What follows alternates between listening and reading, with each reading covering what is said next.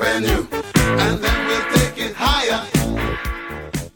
The Game Sports Show is pleased to shout out a partner, additional home, and sponsor to Northern Superior Brewing Company, located on 50 Pym Street in Sault Ste. Marie, Ontario. Northern Superior Brewing Company having a strong presence locally with many beers to offer. With much involvement in the community of Sault Ste. Marie, Northern has a sport and friendly-like atmosphere within its tap room, and during the summer months, it is a must to visit Pier 55 to enjoy some delicious food, amazing view of the water, and view of the Bush Play Museum right on the cusp of the Hub Trail, and of course, all of that down with a delicious brew from Northern Superior. Northern Superior Brewing Company. It's a northern thing. Booyah, and it's time for the Game Sports Show. You're listening to the Twin Sault's only local, regional, and national sports show on thegamesportshow.com, thegamesportshow.podbean.com, or through the Scott Neeson YouTube channel. It may have also been directed here through one of our social media pages, Facebook at The Game Sports Show, or through Instagram at The Game Sports Show SSM. Either way, however you got here, we're very thankful that you're able to join us here tonight for the January 10th, 2019 edition of The Game Sports Show, live from Northern Superior Brewing Company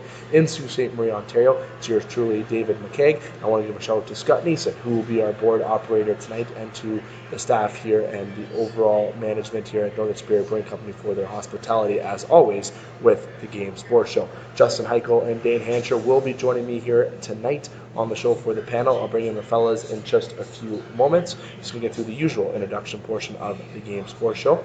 We have an action-packed show, as always, here on the Game Sports Show. You can listen to previous editions of the Game Sports Show just by scrolling down on the Podbean page, Facebook page, or through the website. You can also access it through the different links that we have with our different homes through the Wicked Sister Sports Center here at Northern Superior Brewing Company and Icebreaker Sports Bar and Grill. Last night, myself, Jamie Antonello, and Justin Hykel were live from Sports Center Bar and Grill, and that's just below this link. And also for future shows of the Game Sports Show, we will be at Icebreakers on Sunday at around 8 o'clock, and we'll be back at the Wicked Sister at 6 p.m. That is January the 14th, live on Eagle 95.1, and we'll be back at Sports Center Bar and Grill next week at 9 p.m., following with Northern Superior Brewing Company edition next Thursday at 7:15 p.m. So that's going to be the future agendas of the Game Sports Show. And if you're on the website, don't hesitate to veer over to the merchandise section and look at our t-shirts that are for sale. $25 with the proceeds going towards Northern Critters Need and Big Brother, Big Sister. You can just purchase the shirts by emailing the Game Sports Show at thegamesportsshow@gmail.com via e-transfer or cash upon delivery. Now, without further ado, I want to say hi to the fellas before I get to the agenda of tonight's show. The guy right beside me right now wearing a nice, beautiful Toronto Maple Leafs sweater. I love that sweater, Justin. I kind of want to know where you got it from. Probably an obvious place.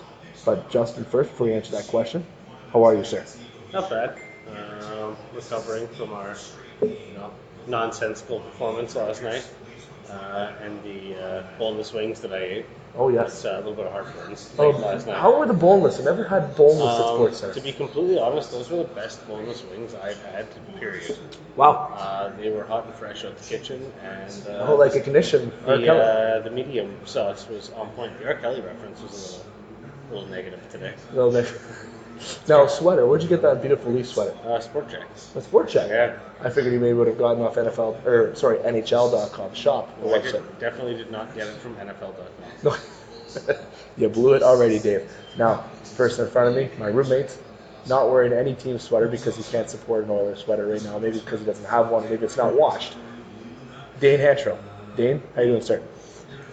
I find when I wear my Oilers attire, they generally go in a losing streak, so they're locked away in the closet. But once again, a little jealous of Justin's sweater game, even though it's a loose sweater, but looking good once again, my friend. And yours truly is just wearing a gray shirt with long pants. Absolutely not supporting some team. What is with the wardrobe breakdown? I always break it down in the introduction. I don't know, I like talking about your hat usually, but today I'm actually complimenting you for the first time. Well, actually, I do compliment your beard a lot. Very weirdly. Your beard is always on point. I don't know. No comment? There's zero maintenance that goes into this. No maintenance? You don't put any... No. No product in there? No product? No? I mean, I don't take some work. The snowblower. The snowblowers, yep, that works. So, fellas, continuing the introduction portion of the show, our agenda for tonight's show, we're going to be having yours truly leading off the beginning of the show, talking about the local hockey roundup in terms of the upcoming games and schedule.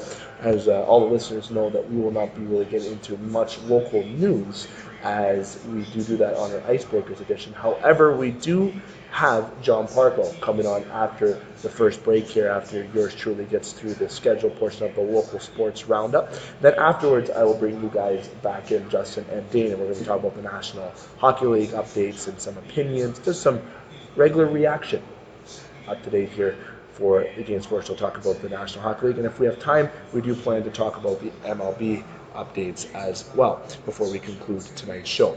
So without further ado, getting started with the show tonight here officially, going to get to the schedule locally here, and we're going to start with the NOJHL. Probably best to start off with this, as we do have John actually coming in through the door, who we're going to be talking to after the break, the Soo Thunderbirds head coach. The Soo Thunderbirds were in action last weekend, as you know, John we'll be talking about here when he comes onto the show, but he does have games this weekend. He has that grueling road trip this weekend, as the Soo Thunderbirds have to go to Kirkland Lake on Friday, and they have to go to Powassan on Saturday, and then they play French River on Sunday at 4 o'clock. Friday and Saturday games are both at 7 p.m., and then after the Sunday game, it is projected that they are supposed to come home right after that game. And that's a lot of traveling that weekend, a lot of hotel time. It's definitely a big travel for the Soo Thunderbirds and a big test for them to go down. So they'll be away this weekend. They don't return home until January the 17th, which is Thursday, against Espanola at 7 o'clock. And they play at the GFL Memorial Gardens. They'll play there on Thursday, and they will play there on the Friday against Powassan before they go on the road to Espanola on the 20th of January. So Thunderbirds have a lot of hockey coming up with some 3-game weekends. That's going to be a big test for Thunderbirds, as they do hold top spot in the West Division. Now going over across the border to the Soo Michigan Eagles. The Eagles play this Friday at home at Polar Stadium against the Blind River Beavers at 7:30 p.m. Saturday, they play against Espanola at 7 p.m. Then they are off until next weekend, where they are on the road for Friday in Elliott Lake, and then they are home Saturday the 19th against Powassan. So that is what the update is for the Soo Eagles, Soo Thunderbirds, and the NRJHL schedule. Transitioning to Sault College Cougars hockey. Sault College Cougars go away this weekend. They play Friday, Saturday, and Sunday. They play Friday against the University of Miami, Ohio. On Friday, the time is to be announced as per the website dictates. Good word to use there, Justin? Like that word? I saw you look up and it said dictates. I don't know if it's the first few words I said. The vocabulary is definitely expanding there. But so Friday, again, that is against University of Miami, Ohio. Time to be announced, as it says on the website. Saturday, the Sault College Cougars play against Middle Tennessee State at the University of Miami, Ohio. Time also to be announced there. And then on Sunday, they'll cap off the weekend against Liberty, which is at the University of Miami, Ohio as well. We'll note the Sault College Cougars return home to play against Schoolcraft on the 25th and 26th weekend, both games being at the Rankin. And for these schedules between Sault College Cougars, Soo Eagles, and Soo Thunderbirds, you can check out their website for confirmation of time and location. Now transitioning to the NCAA for Lake Superior State University Lakers, proud sponsor of the Game Sports Show, and also with the Wicked Sister. Lake Superior State University Lakers will be playing against Alabama Huntsville this weekend, which is Friday tomorrow, the 11th, at 7 p.m. at the Taffy Able Arena. And on Saturday the 12th, they play Alabama Huntsville again at 7 p.m. at the Taffy Able Arena as well. The Game Sports Show, Scott Nason, or yours truly, do plan to be on location there, or even Brad Kochmilio, to check out those games. Lake Superior State University coming off a sweep against Alaska this past weekend, and the weekend prior to that, winning the Great Lakes Invitational, which was huge for Lake Superior State University Lakers hockey team. They are 13-6-1 this season, having a pretty decent year, and this is a city in Sault Ste. Marie, Michigan, an area of Sault Ste. Marie, Ontario, and Soo Michigan craving to have a good NCAA team like they've had back in the late 80s, early 90s. So again, they play Alabama Huntsville at home this weekend. Transitioning to the OHL with the Sault Ste. Marie Greyhounds, with the Greyhounds coming off a win last night against the Sarnia Sting 4-2. The Sault Ste. Marie Greyhounds are in action this weekend at home as well. They play Friday, January the 11th, which is tomorrow, against the Winter Spitfires at 7:07. Saturday against the Mississauga Steelheads. That is at 7:07 for those back-to-back games at the GFL Memorial Gardens. The Hounds will be away next weekend.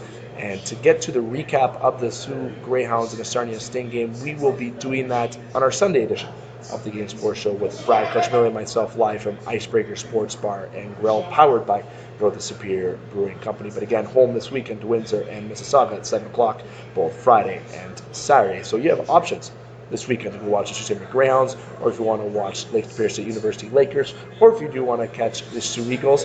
And just a little reminder, through the NOJHL, you can watch through Hockey TV, or you can watch hockey online. So if you're at the Hound game or the LSSU game, you can stream it on your phone, especially if you're connected to Wi-Fi. It won't cost you any data to watch those games, as the Soo Thunderbirds and the Eagles have tight competition this weekend as well, with the Hounds and the Lake Superior State Lakers. Now, also today was the trade deadline in the OHL. We're going to get the full recap of that on our Sunday edition as well, on what the Hounds did, the Hounds potentially didn't do, and also what other teams did around the OHL. As a lot of teams, especially Guelph, decided to stack up in the Ontario Hockey League trade deadline. And before, as we tested to on last Sunday with myself and Brad Clutchmiller, how Saginaw decided to stack up with McLeod and Owen Tippett going to Saginaw. So going to be a big amount of excitement getting to the end of the OHL season and into the playoffs. A lot of teams stacking up to make a run for the OHL championships and to get into the Memorial Cup.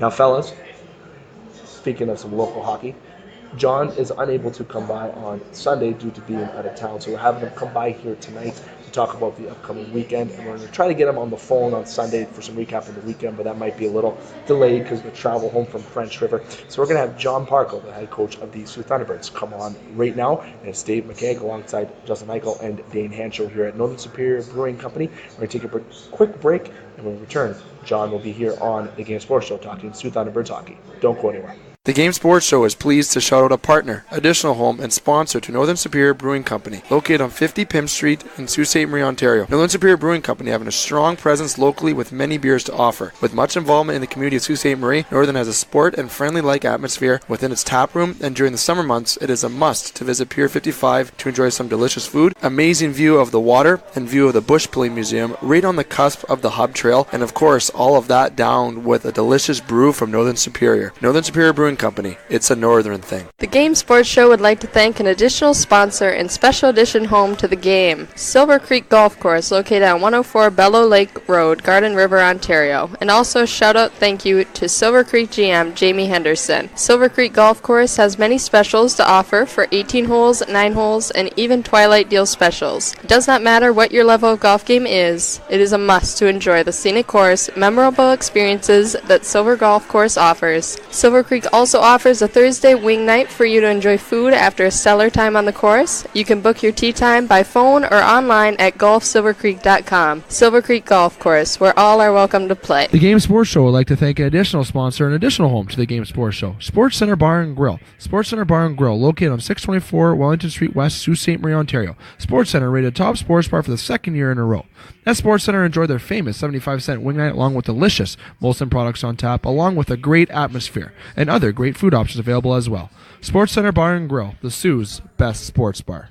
Welcome back to the Game Sports Show. Yours truly, David McCaig, here live at Northern Superior Brewing Company. I'm here alongside good friend, head coach of the Soo Thunderbirds, no stranger to the Game Sports Show, fan of the Game Sports Show, I'd like to thank, anyways. John Parco, Johnny, Merry belated Christmas, happy belated New Year. How's everything going, sir?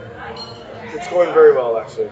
Yeah. You had got back last weekend. Yeah, got back last weekend. Took a couple weeks and went to Italy to visit my family. So. Oh yeah, okay. Yeah, before we even jump in, I told you. I know we were talking about that before you went on the Christmas break and you were supposed to go to Italy. Talk about Italy. That's my dream. I got family there. My mom's from there. Haven't been there before. Yeah. Talk about that trip. No, it was just. I know actually, I went to Italy, but it wasn't wasn't this big vacation or anything. I just went home, spent it with my family. Awesome. Laid on the couch a lot with the kids and relaxed. Where in So it was Italy good. exactly? In a town called Asiago. Asiago, okay. Where I played most of my career. So Yeah, that's fantastic. My it's a place I call home. My parents are actually going to Italy in September, and I'm trying to go with them, but the funds aren't really agreeing right now, to be totally honest. But definitely somewhere you've got to go if you haven't been. The food, how's the food there? Is it better? I had my mother-in-law cooking for us all for 2 weeks. So That's even better. That's there was even no better. complaints. People always say that the Sault Ste. Marie has the same pizza as they do in Italy, and I have some friends that went to Italy and said it's not even close. Italy is even 10 times better. Is the pizza better in Italy? I don't know. It depends on what you like. I mean, they got the wood ovens there. The wood ovens. You know, so it's I enjoy it. I enjoy the the pizza here at Sault Ste. Marie also. So. Yeah. Anywhere you can have pizza, Aurora's, Sports Center, whatever. Maybe Oh yeah, definitely Sports Center's pizza is fantastic. Yes, it's probably it is the best in the Soo, if I might add. Sorry, Nana, and sorry, Mom. I think you guys make the best homemade pizza as well. But Johnny, we got some hockey to talk about. You back into action last weekend. You played against Elliott Lake, lost 3-2 in that first matchup back from the break. A nice bounce back win though in Rayside, 5-3. And I know Lucas Terrio had a absolute massive 5-point game that game. Bowman had some points. Bazarin is back in the lineup. Bazarin. I always mess that. I actually said it right on Sunday though. Yeah. Bazarin's back in the lineup, which is a big presence to have back in the lineup, obviously. It's basically have a healthy team-ish coming back after the break. So talk about the first couple games. Well, you know what? In Elliott Lake, I thought obviously that we played well enough to win the game. We just couldn't score, and it was unfortunate. We had all kinds of chances, and we lost Nick Smith early in the game with a concussion, and Nick Smith and Kate McDonald, and those are two pretty big players for us. Yeah, captain and one of our more prolific scorers. Yeah. So we didn't have a great game against Elliott Lake. Let's just say that we played well enough to win, but we didn't have our best game. And then I was really, really happy with the effort against Rayside. The guys just they bought in, they worked hard, they did all the little things, and it was just an overall good team effort. They say like a lot. They come back from break. I know it's only these kids, these American kids, pros. You come back, you get a couple weeks off. There's some rust when they come back to it. Do you think that the first game was kind of getting the feelers back into the new year? Was it the holiday hangover, they like to say, or is it? No, not at all. We didn't play like it was a holiday hangover. I mean, we controlled the most of the game. We just didn't capitalize. You guys obviously did in the way against Rayside. Yeah, we didn't capitalize, and I just think mentally maybe we weren't 100% ready to play. Yeah. So, and on the other hand, against the Rayside, they came up with a big effort. So. And they're second behind you guys in the West. You guys right now are still first in the Western, as myself and Brad talked about on Sunday from Icebreakers. You're 26-8-1, 53 points, 5 games in hand behind Cochrane, who's in the East, but you have Sudbury, who has 39 games, so 4 games in hand on them. So, that's pretty impressive. You got to be pretty pleased with that, having the 4 games. Behind Rayside, you have an 8-point lead. That's pretty amazing. No, of course. We're very happy. As a staff, we're very happy with the way the team's played, this season so far. But on the other hand, we know that there's a lot of work still to be done. Yeah. It's now it's crunch time, right? Yeah. This is when the good teams step up. Exactly. And you got this really, you get prepared for the playoff. It's a mentality that you get prepared for that next season. You don't want to have the same ending as you did last year, but you have a little bit of more of an experienced team. The boys have been together, so it's yeah, of course. It's definitely going to be, I think, a better story when it comes to the end of it all. But we'll see. You never know. You never know. Exactly. It's a different cookie.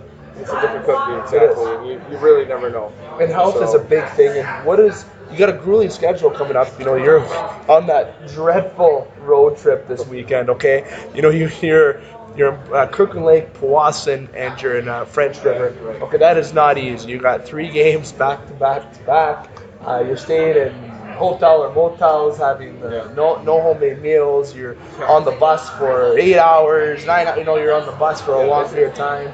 It's a long road trip, and especially the first game when we're playing against one of the better teams in the league. And stepping off the bus after 8 hours is and playing a game is not for anybody that's ever done it. It's not easy, but you know what?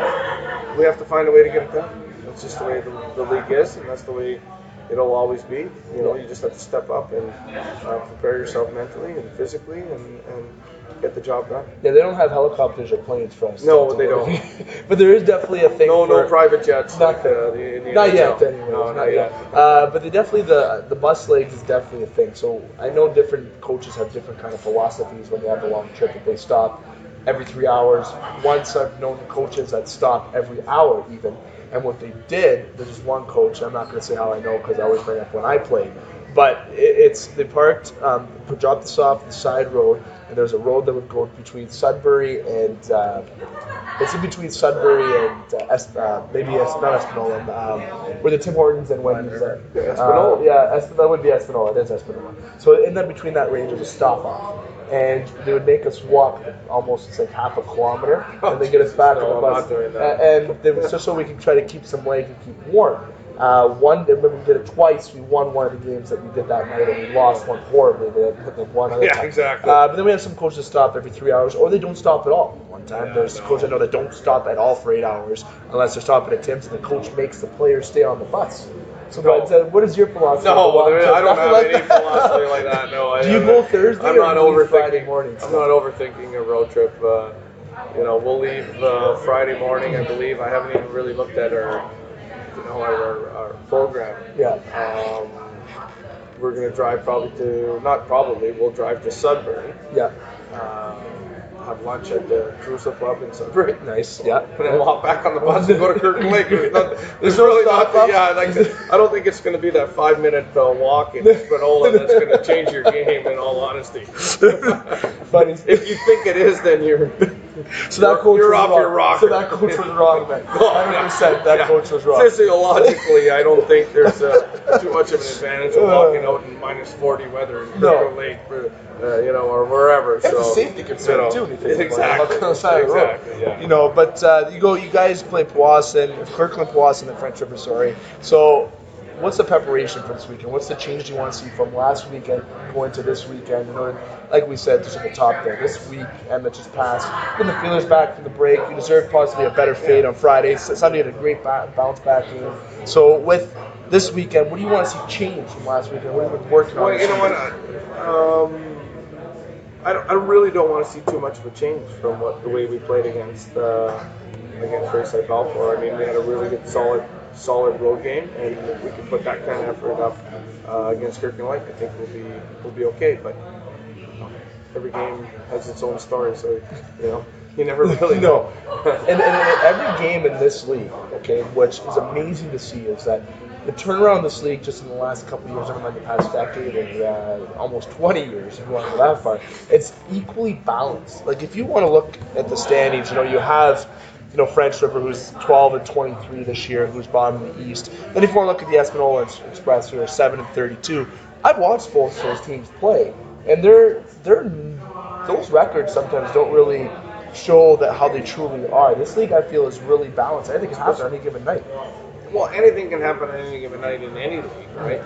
And it can definitely happen if you underestimate your opponent. Oh, 100%. So they're young kids, 17, 18, 19 years old. It's very easy to underestimate a lower team. It's that mentality with that age. It's one of those things where you get behind the goal and then you're playing catch up, and then you run into a hot goalie or whatever, right? Yep. And you're not mentally prepared, and it can happen to anything. Yeah. And in any league. And it can happen at any time. Season, at any time. Playoffs, tournaments, whatever whatever league you're in. Yeah, so true. Like there was as we discussed yesterday through text message, the minor midgets played the major midget Thunderbirds, and the minor midgets won that hockey game, which, a lot of people, I guarantee you, would think that, the minor midget team would probably have struggled against the major midget team. But you know what? Anything can happen. Anything can happen. And, in this case here, the minor midgets have a couple of really, really, really nice hockey players, too. So, players that even though they're playing against older players, they can make difference. Good. Now, you're back home next weekend. You play, that is Friday, nope, I lied to you. That is Thursday, January 17th against Espanola. And then you have Powassan on Friday here. And those games are going to be at the GFL. Then your Sunday, you're back on the road in Espanola next weekend. And next week, we'll get you some comments and stuff, obviously, for next week's games. But I was always excited to play when it came to the Steelback and the SR back there. And obviously the Garden's a big ice surface. It is a different atmosphere in terms of the John Rhodes Community Center or in Chelmsford or anything like that. It must be pretty exciting to go play at the Gardens. I think. Yeah, we'll see. I've never actually been on the bench for a game at the GFL Memorial Gardens. So I've skated there a few times. I don't really know too much about it. It'll be. It's kind of tough when it's a 5,000 seat arena. Yeah. I'm assuming that we're not going to get a ton of fans. No. So it could be really quiet, and it's different. It'll be different. So it'll be something new. Let's get the Thunderbirds. Let's try to get 1,000 people in that seat. Let's try to get something more because you got to get that. When you have even then, it doesn't seem like a lot in that arena. But you know what? It's definitely a great ice to play on. A bit softer ice than it is at the roads, but again, I think your team will definitely thrive. So, Johnny, I won't keep you too much longer. We only got a certain amount of minutes on the show. But in terms of this upcoming weekend going on the road, what is the schedule for the guys in terms of when they get there? When they get there, is it okay? Do you have a pregame skate? Anything happen before? Do you have that option? Unfortunately, in the Northern Ontario Junior Hockey League, or maybe even fortunately, we don't have pregame skates. It's just not financially. No, it's not feasible, right? Yeah. But we get there. We'll travel all day on Friday. We'll play our game. We'll spend the night in Kirkland Lake. Yeah.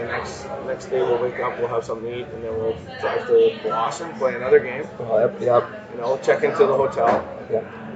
Play another game, and then spend the night in North Bay. Yeah. And then Sunday we'll travel to French River from there, play the game, and then we're back. So there's no time for. There's no time for pregame skates or anything in particular. It's just when you're not at the rink, you're trying to get some rest. Yeah, especially after long travels.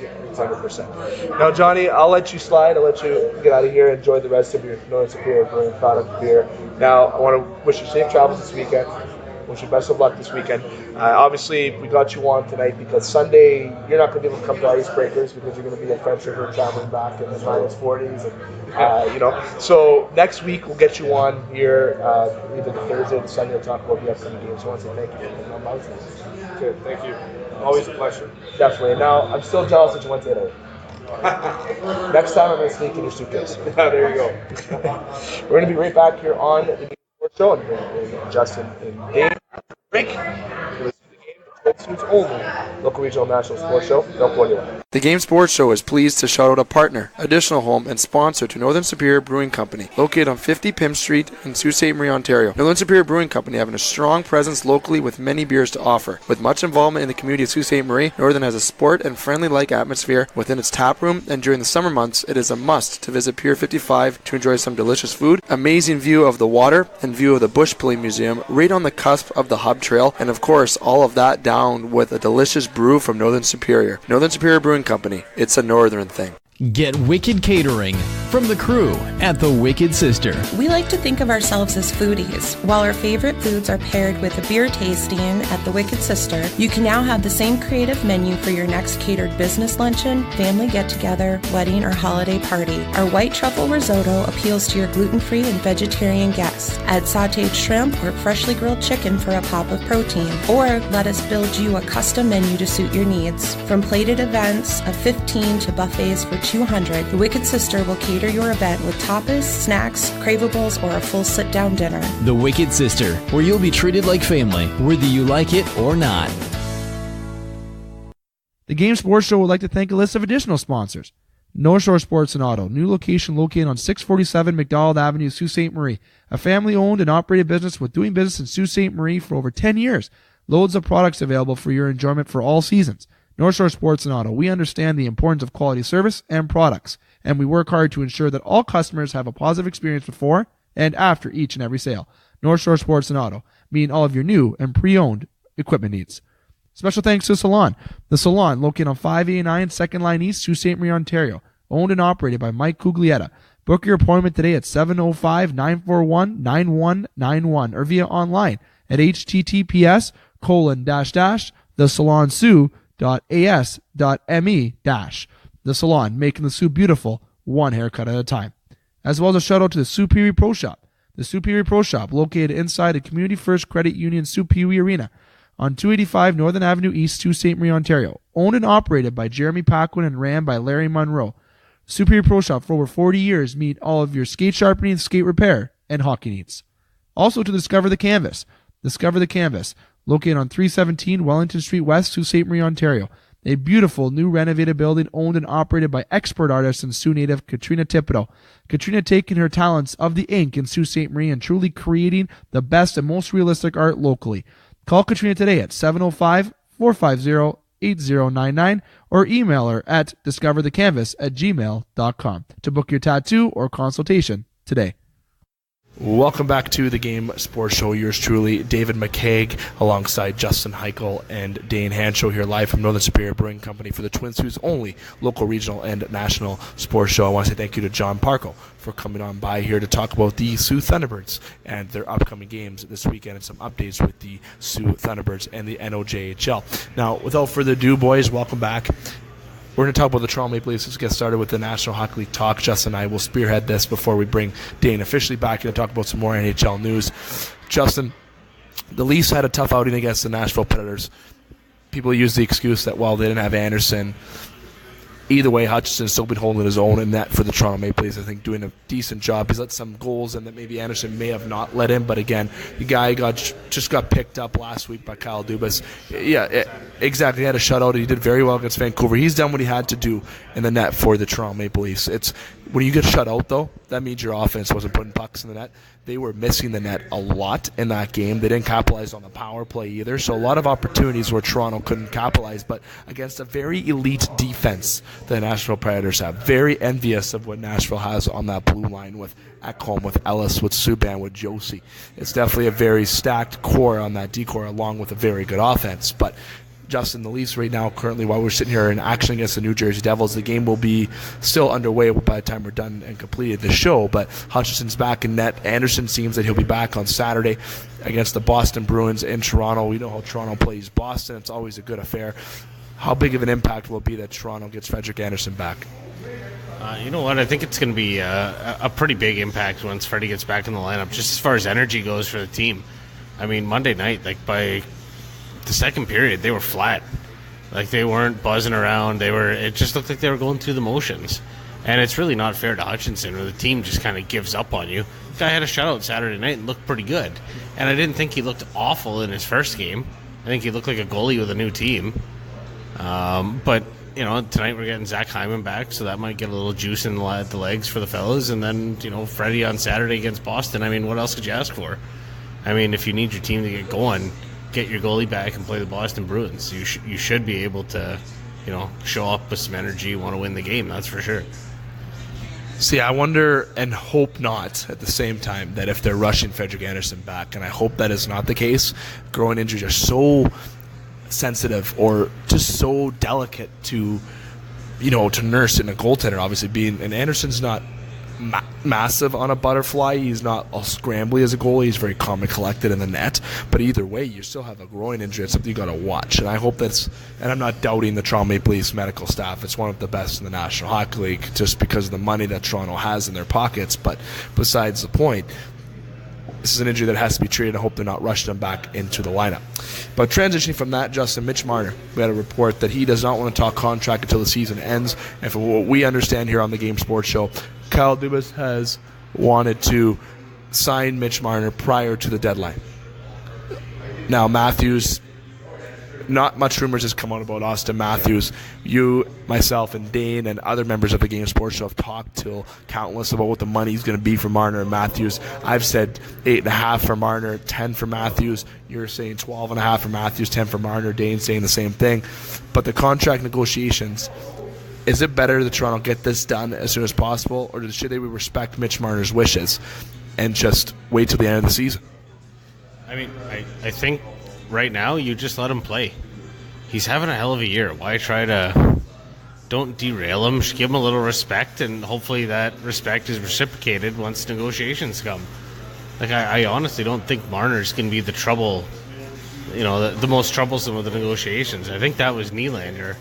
And, I mean, I think that's a shining example to these two young guys that holding out isn't an option. You don't come back to the lineup 20 games into the season and look, like you're supposed to be there. The team's kind of taking a step back, trying to get you to fit in. So I think trying to hash this out in the summertime is probably the best option. I mean, Dubas said in an interview this week he wanted to go into the trade deadline with, a couple contracts signed or some extensions signed, but, you don't always get what you want. Ideally, we'd like to go into the deadline and have another defenseman signed to the team or traded to the team, but it doesn't always shake out like that. So we'll see how it goes. I don't think there's a huge rush to sign either of these guys. If you want to wait till the summer, wait till the summer.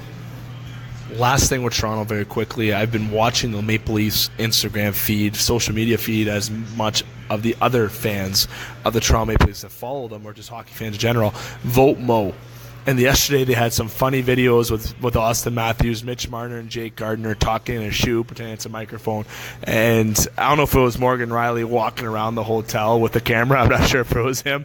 But you had Nazem Kadri, who seemed a bit shy to talk about on the camera about it, laughing. So at the end of the day, Morgan Riley, it's an all-star game. We've talked about this a couple times last week and on our Sunday edition from Icebreaker Sports Bar and Grill about how the all-star game is not what it used to be, but Morgan Riley being in the All-Star game, you have to say that I think it's well-deserving. The guy's leading the National Hockey League in points as defenseman. He's up there in the team in points. He's up there in the league in points in general. He's having an amazing season. And he's just a fantastic player for that All-Star weekend, I really think. And for him not to get voted, I'd be very surprised. I mean, I think he's earned the right to be there, especially given the amount of other players that are backing out now. Like Bergeron said today too, I've had a newborn, I could choose the rest, let some other guys play. And why not? Like obviously I'd like to see all the Leafs there. That's not possible. But Riley's having a hell of a year, and I think he deserves to be there. That's hands down. I think statistics should play a role in players or teams being represented in the All-Star game. All-Star game, pretty excited to see. And to conclude all that in terms of the first point, Freddy Andersons returning. He is currently the leader by votes in the National Hockey League.com, where he is the favorite right now to win the Vezina, just ahead of John Gibson and also Marc-Andre Fleury and Pekka Rinne. Pekka, who's having a great season for sure. Dane, bringing you back in here, fellas. It's going to bringing you back in, brother, roommate, friend, panel member, all the 9 yards. And bring it back in here. And I want to go to a topic that we really didn't prepare to talk about, but I know you're going to have a good take on it. I want to go to the Philadelphia Flyers for a second. Okay? Their carousel of goaltenders. And I extended my point with Toronto talking about goalies. I'm jumping in and talking about goalies in general with the Philadelphia Flyers. That team can never, for the love of God, seem to find a goaltender. They got a very prized possession coming up that both of us agree on with Carter Hart, who had a good start. He's still a young kid. You can't just throw him in that position in Philadelphia, I don't think. Philadelphia is last in the National Hockey League right now. I did not predict that for Philly, especially after signing JVR to $7 million a year. Let's just say that on the table, $7 million for JVR. Yeah.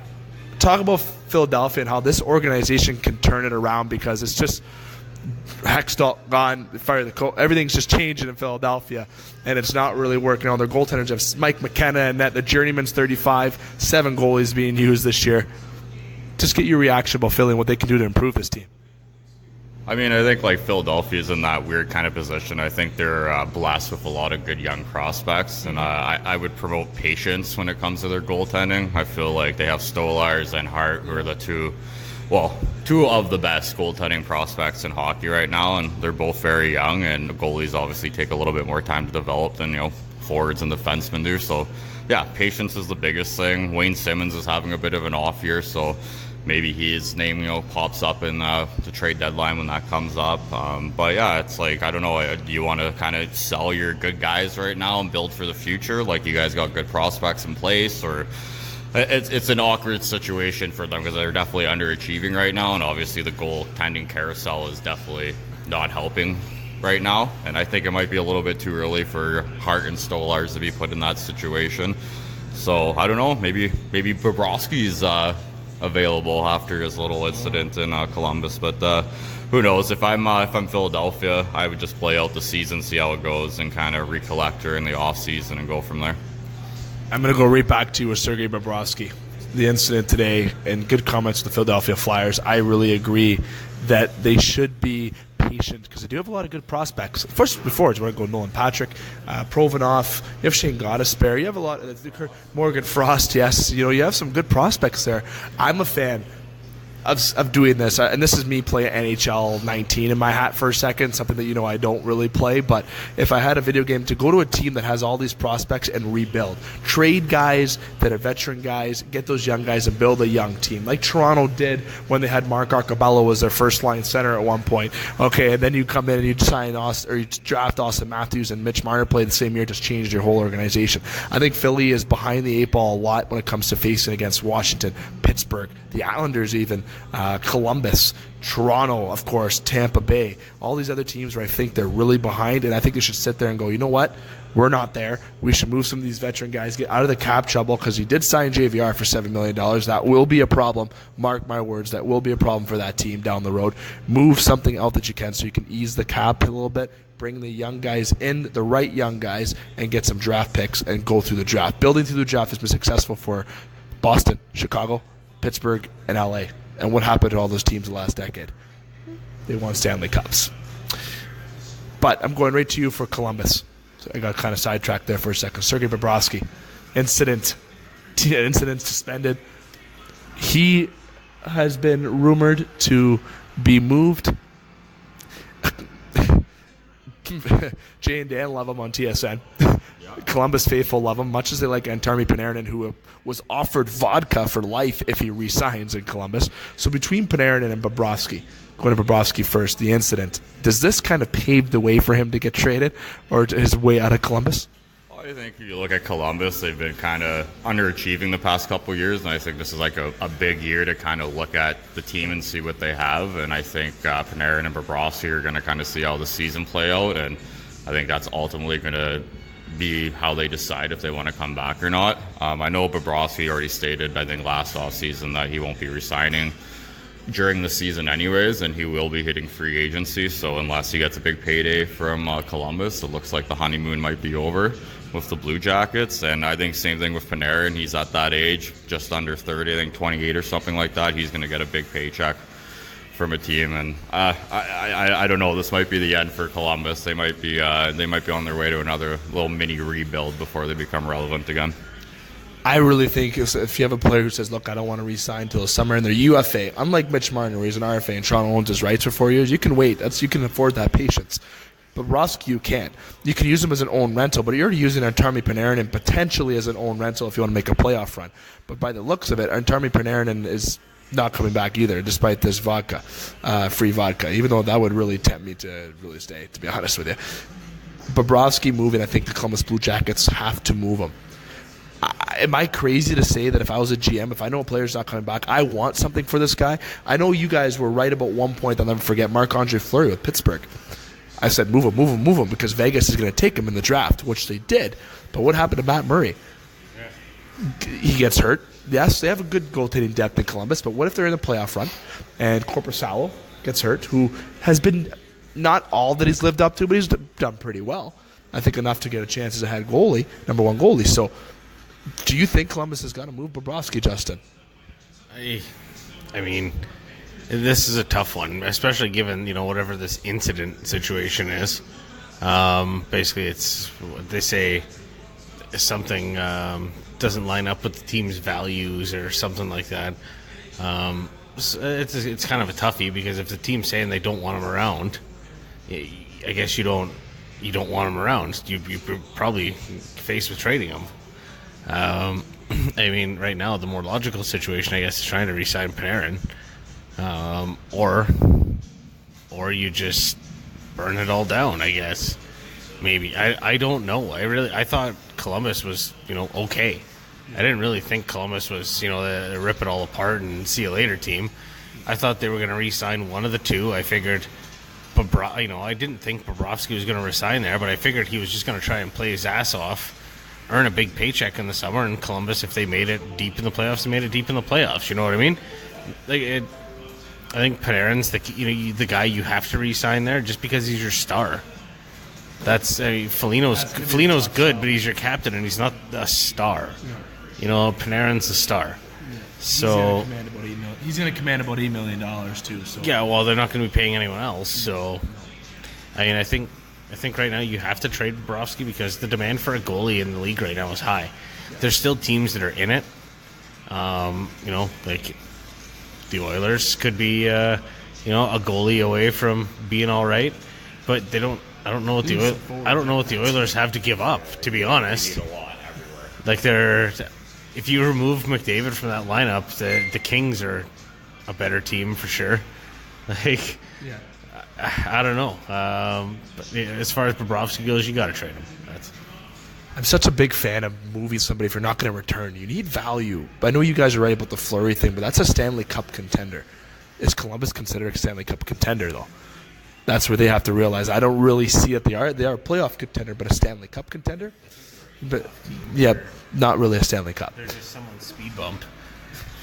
And there could be a big speed bump. They got a good hockey team there. But I'm transitioning. It kind of relates to a topic that we want to discuss that you brought to the table, Dane. Trade deadline candidates. A lot of articles going around. If you look at the hockey writers, if you look at the National Hockey League website, if you look at Sportsnet, TSN, ESPN, everywhere, everyone's got an opinion. So why should the Game Sports Show have an opinion? I'm not saying we're ESPN at this current time in our careers, but we get a lot of followers and viewers. We could pretend that our opinions are just as good, if not better. Okay, that's where I want to go with it. Sellers. And I'm going to go around. I'm going to start here saying sellers. Obvious teams, in my opinion, are the Philadelphia Flyers. Los Angeles Kings are definitely sellers, in my opinion. I kind of wonder if you want to look at and say if the Anaheim Ducks are hovering that based on their losing streak, if they want to move some veteran guys out, if that's kind of the area that you want to check out. I wonder if Minnesota is around that area now because they're hot a little bit. They've just kind of dwindled off. Or if you want to look at the obvious candidates with the Ottawa Senators as well being sellers, and also the Detroit Red Wings with any veterans that they may have to move out, which is limited. So you got a lot of sellers in the National Hockey League, I feel, this year, but also have a lot of buyers. You said it in our apartment, Dane. The Edmonton Oilers are not too far from a playoff spot. No. If the Oilers sit back and say, okay, look, and if anyone looks at this, want to use the baseball analogy like the Blue Jays did, they traded for Troy Tulowitzki, David Price, and the Troy Hawkins. They were 15-51 when they made that trade. They were the best team in the MLB after that trade, and they made the playoffs and made a significant run, right? What if the Oilers sit there and go, you know what, I'd say they're 4 forwards away, but besides the point, what if they look at Columbus and are like, you know what, we can re-sign Panarin, I think. Or you know what, we're a goalie away. Here, Columbus, here's Cam Talbot, here's a couple picks, get us good Bobrovsky, you sign a guy. You have a goaltending guy who's literally the future and backbone of your team. And you look at guys like Philadelphia, Wayne Simmons, why can't he be a fit in Edmonton? Maybe do what Milan Lucic should have been doing, because the guy's got 2 goals this year and he's getting paid $6.5 million. Not saying the Oilers in terms that they're going to be buyers. I think they're not going to do much at the deadline, to be honest. They're going to try to keep status quo. They're going to try to add in the offseason, I think, would make sense. But there's a lot of buyers out there. Toronto is still buying a defenseman. I don't think Tampa Bay is doing anything. I don't know how people say, Tampa Bay might go after Panarin. Screw that. I don't think anyone's touching the chemistry on that team. They've lost 8 games this year to this point. Teams that are buyers, Toronto, Buffalo, Boston wants to probably buy. If you want to look at the Western Conference, San Jose wants to buy. Carlson's found his game. Vegas is hot right now. Why wouldn't they want to buy if they have some cap room? So I want to go around the table and talk about the candidates for people that are on the move and just some names that you think are certainty. And some names that I want to say, Jake Muzzin, LA, out the door. I think that's one guy who, I know Jake, and I'm not sure how many times he listens to the show as much as I do some other guys, but Jake, I think, is a guy that makes sense to move. I think Jeff Carter is a guy that they might move as well. Carl Hagelin. Jeff Carter would also look great on the wing in Edmonton, if you want to speak about Edmonton. Minnesota, you have Eric Stahl. Chicago, you have Artem Anisimov, who they might move. And even there's been rumors about LA moving Jonathan Quick. Basically, anybody that doesn't have the name Drew Doughty or Anze Kopitar are getting moved from LA. If you want to go to Columbus, you got Bobrovsky, you got Panarin, you got Anderson, Josh Anderson, some guys that they might move around. If you want to go to the Anaheim Ducks, you might be able to look at some of the defensemen with Cam Fowler if they want to pry a young guy from there. I don't know how that would be a pretty steep price, but they might do that for the right price. You have Jakob Silverberg there, some depth you can add on your second, third line. In Ottawa, you have Matt Duchene, who's a UFA. Will they move him because they might not re-sign him? And I'm saying these names because I think these are names that are out there. Toronto, though, relating back to Toronto, St. Louis are one of the big buyers or big sellers this year, I believe, with Alex Pietrangelo. I really and Valimir Tarasenko, which again I know the Edmonton Oilers should be looking at Valimir Tarasenko. I'm saying Edmonton a lot here because of all the forwards that are available, but maybe not this year at this time. But Alex Pietrangelo should be all over Toronto's radar. I really don't care. They need defense. I know Justin will disagree because of the fit, but St. Louis, a lot of sellers, but also a lot of buyers.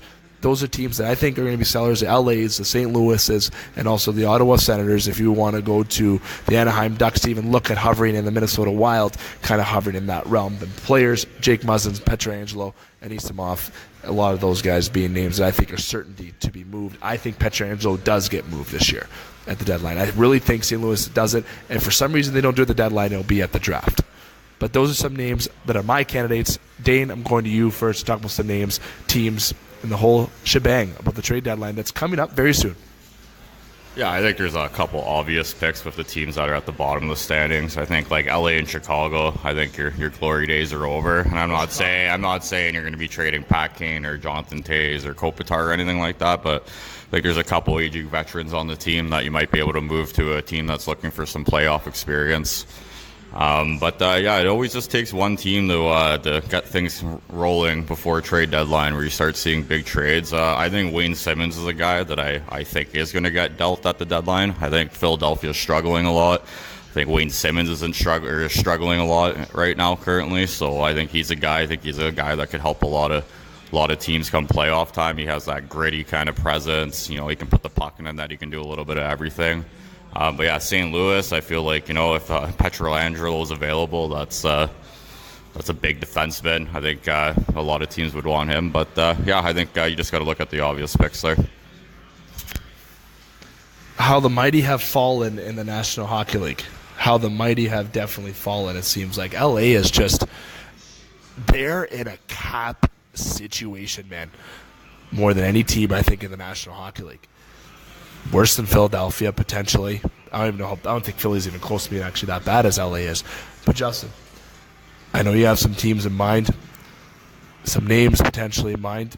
It's going to be, I think, one of the most exciting trade deadlines. And as it gets closer to deadline, we're going to have our own trade deadline preview show. But I think it's good to start talking about this now because a lot of candidates' names might get moved earlier because look at the standings in the National Hockey League.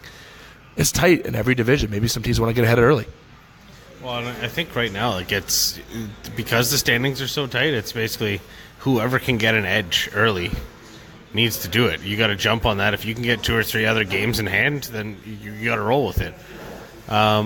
As far as teams go that are going to be, I think sellers to me, I think the Carolina Hurricanes are going to be one to watch, only because the owner wants scoring. Like he said, he doesn't care. Hamilton might be on the move again. Yeah. Like the owner said, he doesn't care if they win games 10-9. He wants to see scoring because scoring gets butts in the seats. So I think the Hurricanes are going to be entertaining to watch. And honestly, with this goalie market all of a sudden heating up, a team like the Florida Panthers. You imagine what the Florida Panthers would look like with a goalie? Yeah, but Peter Chiarelli picks up his phone and it's not connected anymore. The ownership of the team has disconnected his phone. He just picks it up and it goes to hold music. He's not allowed to call anyone. His text messages don't go anywhere. Like he's been cut off. Like every trade has to go through ownership or someone else, or it's not even him running the team anymore. I'm not sure. Yeah. I feel bad for Connor McDavid because they showed the lineup around him the other night, and the team is rough. I'd like to say the defense is maybe like a bright point, But like you think you got a guy like McDavid, you got to surround him with some stuff. Like they have nights where they look fantastic, and then they have nights where they look like absolute trash, and they only have one player. Like it's frustrating to watch. I mean, like Dane's a fan. I'm not trying to drag this out, and just because he's here, it's frustrating to watch because I like to watch McDavid play. Don't you think it'd be good even for these teams that are in the Edmonton Oilers area, or even in the New York Islanders? I think the Islanders and Oilers are very similar in terms of records and where they are. But why not take advantage from these teams now at the deadline? Even if because let's be real, if you're Edmonton, you're not finishing dead last. I don't think. You hope not. You can trade picks. They have enough. Their drafting has been so mediocre, along with some other teams. They can afford to move some first-round picks and some prospects. I feel like I don't even know what they really have. Top of my head, they got some decent guys down there. At the top of my head, I don't know, but prospects. But the prospects they have, are they really going to want to get rid of? They're going to want to get rid of NHL contracts that are taking up valuable salary cap right now. And to be honest, if I call you and say, I'm going to offer you this steaming bag of dog shit that costs me $7 million a year for your truck, you're going to look at me and say no. I don't know, man. Are you taking the payments off my hands? If you're taking the $7 million a year, you see where this goes? But my whole point is, if you're the Islanders or these teams that are hovering around 500, that you're not finishing last, but you're going to finish 9th, 10th, 11th, maybe buy some guys that have contract term left. You're not going to buy Artemi Panarin right now because he has 1 year left. But if let's say you have a guy Simmons who has some years left, why not bring him in? Why not? If you're the Islanders, where you're kind of just there, you're trying to build. They're trying to build that team from the ground up again. Barzell's a good building block. Why not bring in a guy like that? What do they have to lose? If he works, he works. If he doesn't, he doesn't. If you make the playoffs, great. If you don't. There's not really I don't think there's a huge pressure to win and make the playoff. Have a huge playoff run there this year. Tinker with it a bit. See what you can do. I don't know. That's a more interesting one. I think Edmonton's gonna have a rough rest of the year. I don't think there's a lot they can do come trade deadline aside from maybe try to shore up the bottom two lines a little bit, give a little more supporting cast. But I think the summertime is where they're gonna make the moves. Dane, you look like you're a little antsy over there, buddy. I mean, it's Peter Chiarelli's job's on the line. They don't make the playoffs, a series gone. So does he, make the moves at the trade deadline to save his job? I mean, Edmonton is expected to make the playoffs by the organization, and I think the players that play for the team are expecting to make the playoffs this year. So I honestly foresee Edmonton making a decently sized move at the trade deadline. They're still in the mix. I think they have to make the playoffs, and I think it's come to a point of being desperate for Chiarelli. So I foresee them going big at the trade deadline if they can make a move that makes sense. For 1 year, you are in the conference finals against the semifinals, against the Anaheim Ducks, and the next time, you're out of the playoffs. Speaking of a team that had a hot start, we're in transition from the NHL trade deadline. Now it's Dave McCaig alongside Justin Hykel and Dane Hanchrow talking about the National Hockey League, some hot topics in the National Hockey League here on the third part of the Twin Sault's only local regional national sports show. Anyone who has Instagram or looked at any sports outlet channel this morning noticed Nathan MacKinnon's reactions yesterday. Now, as a player, I've been there. Dane, I'm not sure if you have as a player in terms of arguing with a coach. I have a couple times. It would depend. It was dependent on the level. I never played National Hockey League level, so I don't know if I would even do it at that point. But Nathan MacKinnon's one of the top 5, if not top 3 players in the National Hockey League, if you want to go that far.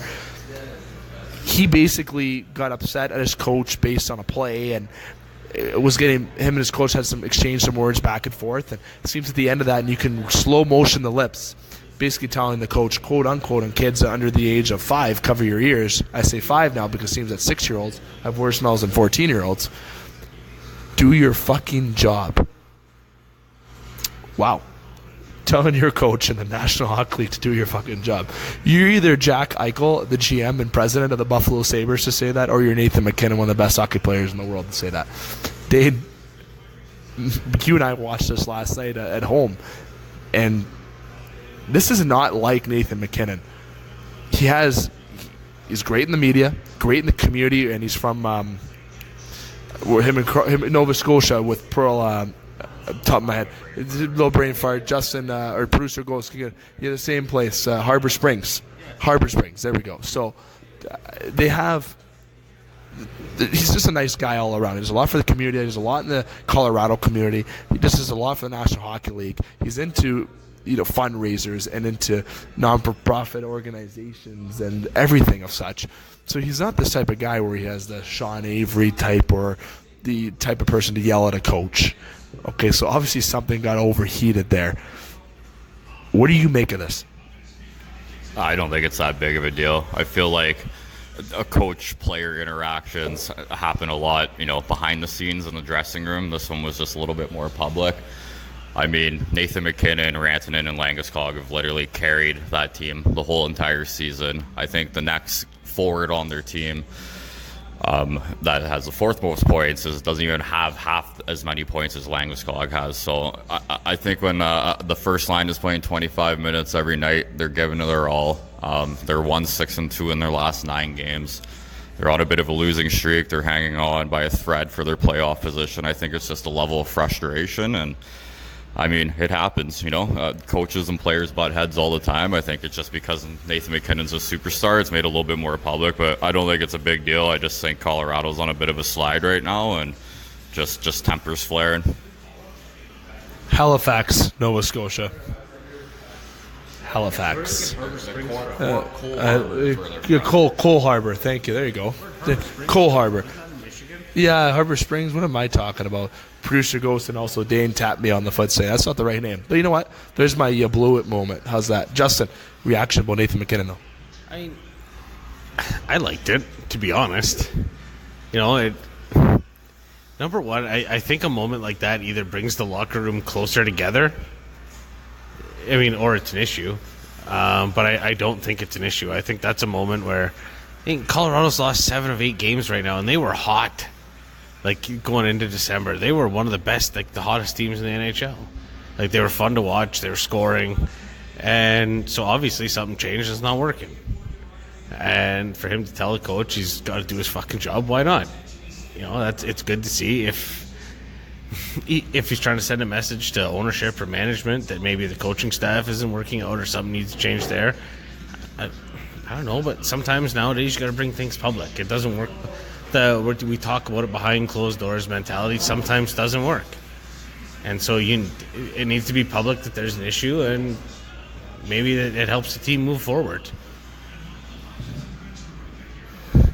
Sidney Crosby from Cole Harbor. Not Harbor Springs. Yeah, Harbor Springs. There's my Jesus moment. Damn it, fellas. I'm going to transition right now into the multiple choice segment. Yours truly didn't provide the questions to you on purpose because I got the questions. That's what happens when you're the test professor.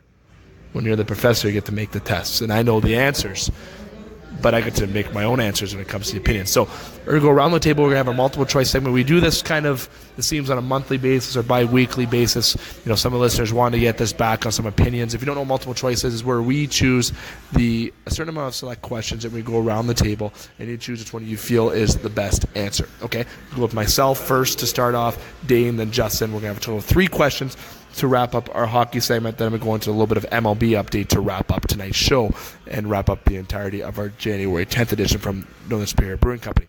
First question. As a NHL coach, you look down your bench and you see you have Sidney Crosby or you have Austin Matthews, you have Evgeny Malkin, you have a superstar talent. Is it worth playing these superstar talents that are top point getters in your respective league? Doesn't matter what level it's at. Is it worth playing these guys on the penalty kill? So basically, do you play these guys on the penalty kill and risk blocking shots? I know, and the answers are yes or no. I know Tortorella was big on playing the Sedin twins when it came to the Canucks. Pittsburgh right now, there's an issue between Sidney Crosby and Jake Gensel playing some penalty kill time. When in the junior ranks, a lot of them don't play a lot of those top line guys in juniors because they look at playing the third, fourth line speedy guys. Dane, you first to get the answer after yours truly. I'm going to say no, it's not worth it. I think you have guys who play a certain role and play a certain impact on the team. But yes, you want Crosby to be a leader and block shots, but that'll be the last couple minutes of the game when you have to win a big face-off or do certain things like that. You need certain guys to play that type of role. And my big point is Kasperi Kapanen on Toronto. That's a penalty killer who can also score some goals, but can handle that workload. Where I don't want Austin Matthews blocking a shot, nor do I want Kasperi Kapanen blocking a shot if you're Toronto, but there's two different type of players. So I'm going to say that it's not worth the risk. Dave? I mean, I'm going to say yes because I think there's a time and place for it. I feel like if you look at a guy like Patrice Bergeron, I'd say he's a superstar in his own right. I think he's the best two-way player in the NHL. Has a couple Selkies, I believe.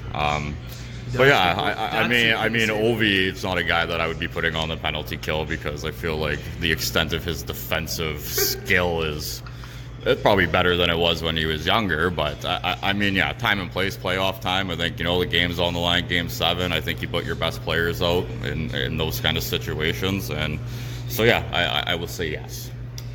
Nice, Justin. I'm also saying yes because there's just some parts of certain players' games that makes them a superstar. And why would you take that away from them? I mean, other players are just happy to play on the penalty kill.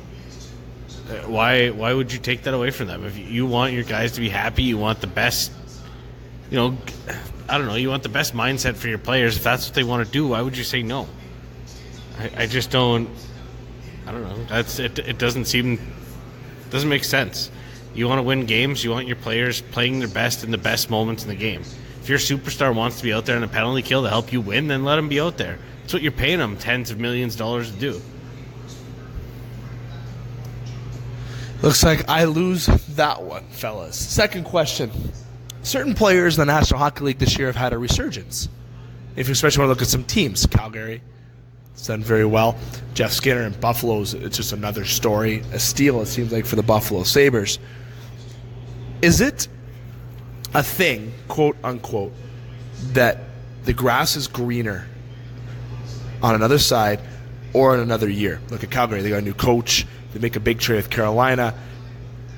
Do you believe in that change could actually impact a team positively for a player, or a coaching change can really impact a team, or just the right moves can impact a team? Or do you think that you actually believe that struggles are a thing in the National Hockey League where you just have that bounce back? So the questions are: change impacts your team's performance, or sometimes struggles happen? I mean, yeah, changes obviously are going to have effect on your team. I think just a change of scenery for certain players is also, makes the biggest difference. You'll see a guy that's underperforming on a team that he'll even be playing on a good team where everybody else is firing on all cylinders, and sometimes just a change of scenery is all that it takes. And yeah, like when you go through a big long losing streak when you're struggling, I think, at some point you just get sick of it, and the boys will rally together and you know what, go on a little bit of a roll. So, but I think, yeah, obviously that's why you trade players in the NHL, and I think obviously you're doing that to make an impact on your team for the positive. Justin? I don't think change is a bad thing. Sometimes guys just need another opportunity to either get more minutes or just a couple different line mates, maybe a different scenery. Maybe just the environment they're in isn't working. And Tortorella's touched on this a couple times. It's just a new generation of player. Having the player be happier is often better for your team. So if a change of scenery is going to result in a happier player, then you're probably going to get more production. I don't see change being a bad thing. I think I could not agree more with Justin, what you're saying with the changes impact. Look at Jeff Skinner. Look at just hiring new coach and changes doing Calgary, like I said, right off the hop. Look at Tavares going to Toronto. I think Toronto's off to the best start they've had since the 40s, 50s. It's been a long time. Change sometimes is good. You have some players that go somewhere, big name that I want to say right now, Dylan Strome. Guy goes from Arizona. He's went to Chicago now, and he's playing second line center minutes against some power play time, PK time. Speaking of somebody who's a second line center playing PK time, and he's getting points on the board. Brendan Perlini hasn't been as well. However, the change has still been for the better for him, and I know he's happier off in Chicago.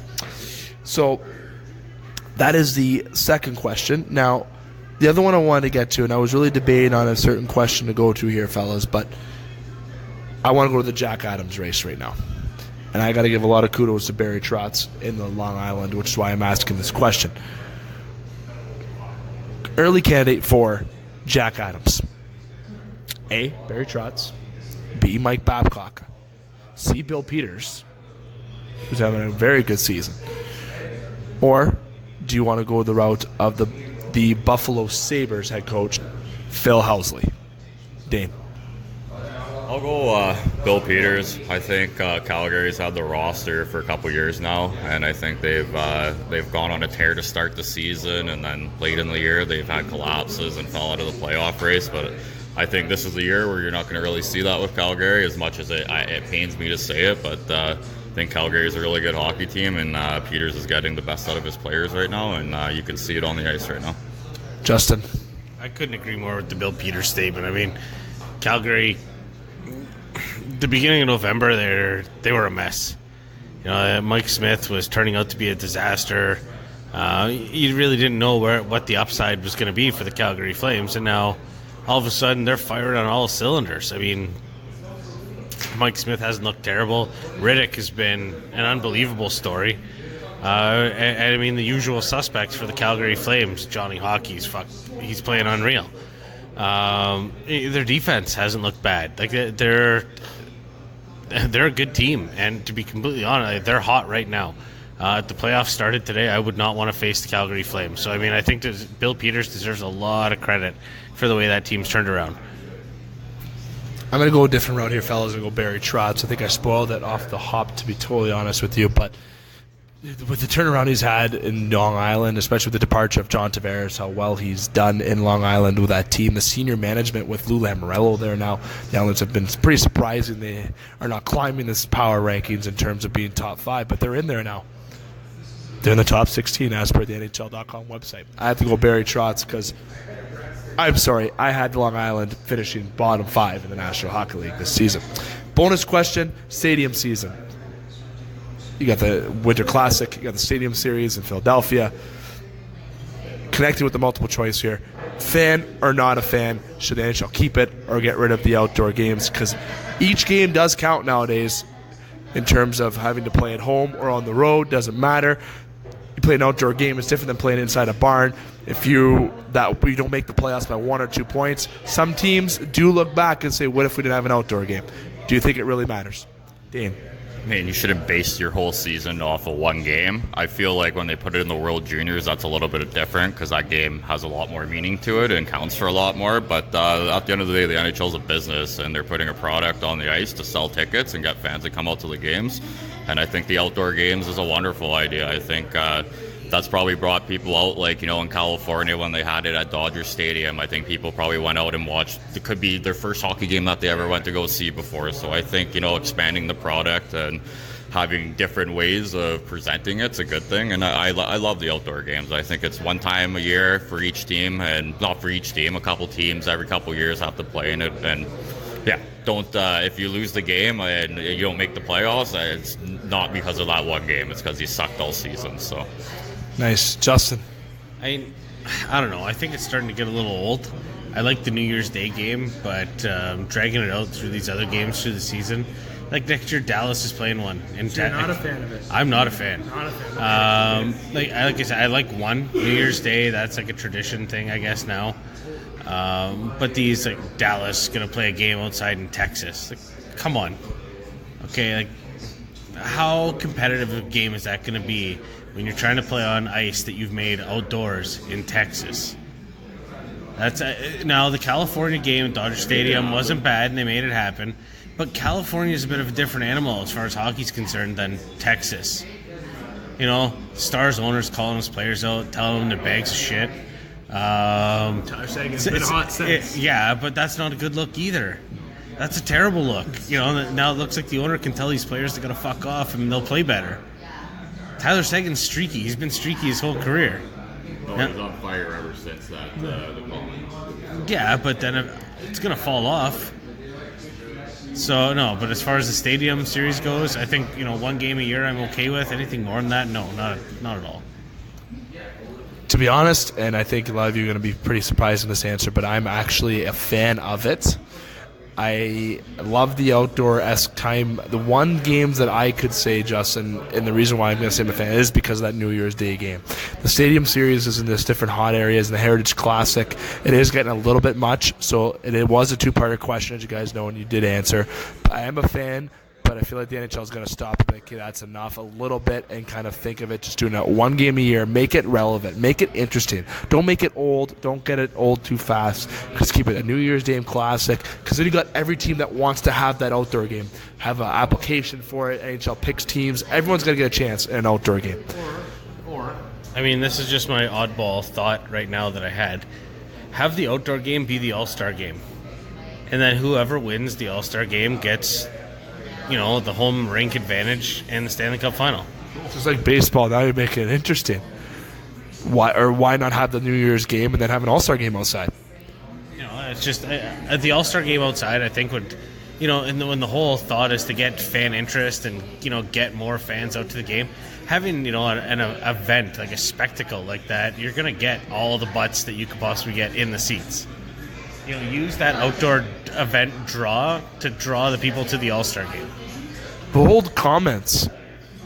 Dane, any final thoughts before we move on to conclude the show? I like the idea, but because it's a contact sport, I think, teams that are out of the race and they're sending their superstar for a game that's going to be not relevant for them because they're not going to be in the playoffs.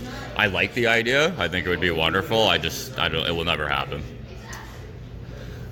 Good answers there, fellas. I'm not going to go and echo anymore with that because we could talk for a lot more time, and we do have time constraints. I want to tell listeners. I don't know if anyone's realized, but we didn't have any commercials for this part 3. Didn't break it up. I want to keep it commercial free for this part 3 with a lot of content that we want to jump to.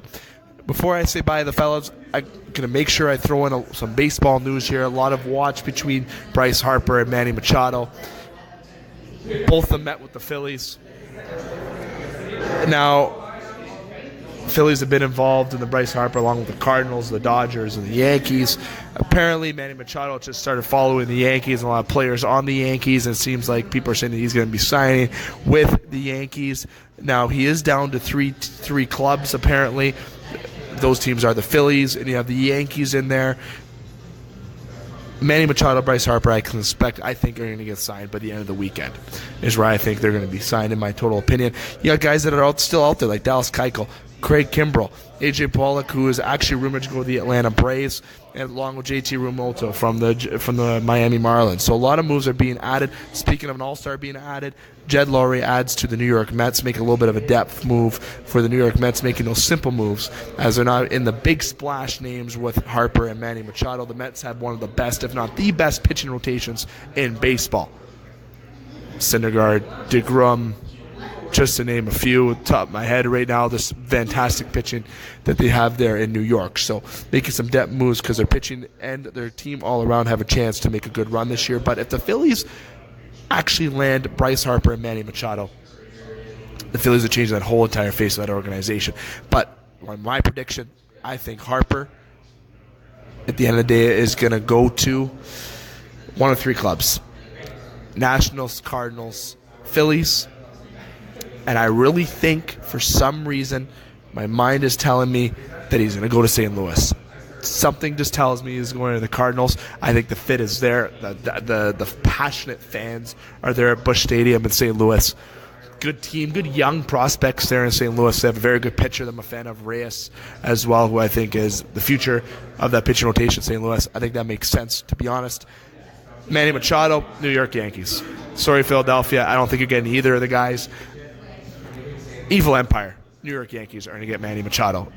Dallas Keuchel, that might be the reward for the Philadelphia Phillies if they don't get Bryce Harper and Manny Machado. They'll stack some pitching rotation. They'll make a trade to maybe bolster up the roster. They might go to different teams that are in and outside of the playoff picture to make some moves to improve that team. Sorry, Philadelphia, you will get there eventually, but I don't think it's now Harper. It's going to go to St. Louis. Machado, New York Yankees, in my opinion. And as I said, the Mets signing Jed Lowry today.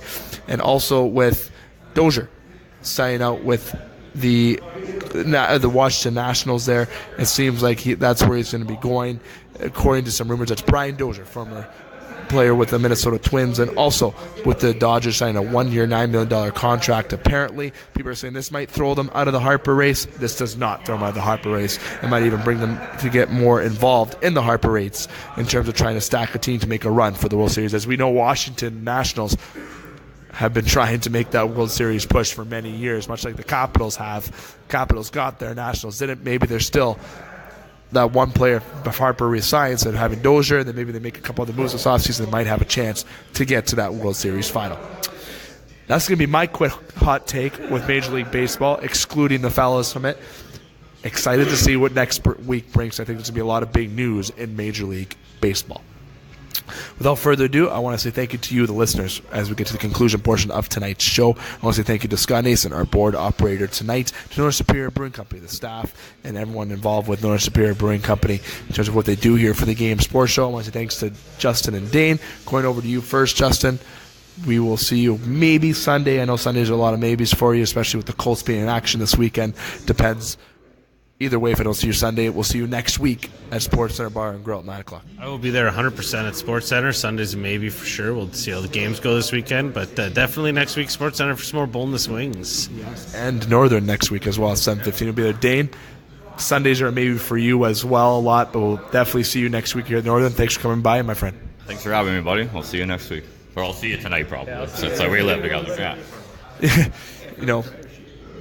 Now, I want to say once again thanks to you, the listeners, for making us a part of your night, having an action-packed show. If you have any questions, don't hesitate to reach out to myself, Justin, Dane, Jamie, Brad, Scott, anyone on the show here on the Game Sports Show, the Twin Cities only local, regional, and national sports show. And to remind the listeners, myself and Brad, for sure, potentially maybe Justin and or Dane, will be at Icebreakers on Sunday at 8 o'clock. Next Wednesday, we're back at Sports Center at 9, and Northern Superior back here at 7:15. That's for the Sault Ste. Marie, Ontario agenda. And we're back at the Wicked Sister, January the 14th, live on Eagle 95.1. I want to say thanks to all of our sponsors, many sponsors that we have here on the Game Sports Show that make this all possible.